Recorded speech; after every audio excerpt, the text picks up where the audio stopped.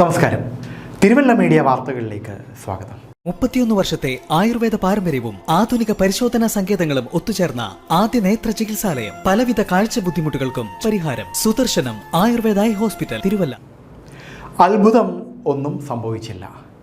കോടികളുടെ സാമ്പത്തിക തട്ടിപ്പ് നടത്തിയ നെടുമ്പറമ്പിൽ സിൻഡിക്കേറ്റ് ഉടമ NM രാജുവും കുടുംബവും കുറച്ചു നാളത്തെ സുഖവാസത്തിന് ശേഷം ജയിൽവാസത്തിന് ശേഷം പുറത്തിറങ്ങി.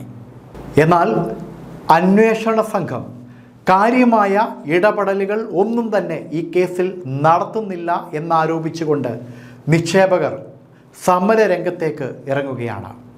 അതേസമയം തിരുവല്ലയിലെ പ്രമുഖ അഭിഭാഷകനായ അഡ്വക്കേറ്റ് അഭിലാഷ് ചന്ദ്രൻ്റെ വാദമുഖങ്ങളാണ് NM രാജുവിനും കുടുംബത്തിനും ജാമ്യം ലഭിക്കാൻ കാരണമായത്.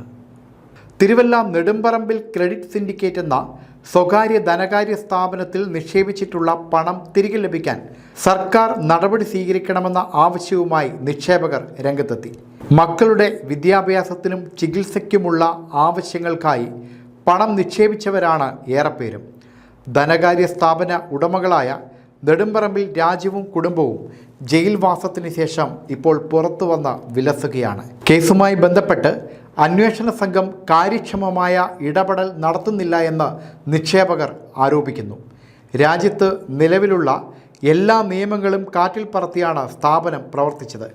നൂറുകണക്കിന് ആളുകളുടെ സമ്പാദ്യം തട്ടിയെടുത്ത കുടുംബത്തെ ഭരണകൂടം സംരക്ഷിക്കുകയാണെന്നും നിക്ഷേപകർ ആരോപിക്കുന്നു. തട്ടിപ്പുകാർ ജയിലിൽ പോയിട്ടും ഇന്നും സ്ഥാപനങ്ങളുടെ വിവിധ ബ്രാഞ്ചുകൾ തുറന്ന് പ്രവർത്തിക്കുന്നതായും ആക്ഷേപമുണ്ട്.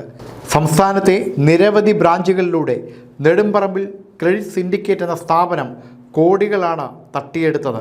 അതേസമയം തിരുവല്ലയിലെ പ്രമുഖ അഭിഭാഷകനായ അഡ്വക്കേറ്റ് അഭിലാഷ് ചന്ദ്രൻ്റെ വാദമുഖങ്ങളാണ് മാധ്യമങ്ങൾ ഏറെ ചർച്ച ചെയ്ത ഈ കേസിൽ ജാമ്യം ലഭിക്കാൻ NM രാജുവിന് കാരണമായത്. News desk, Thiruvalla media.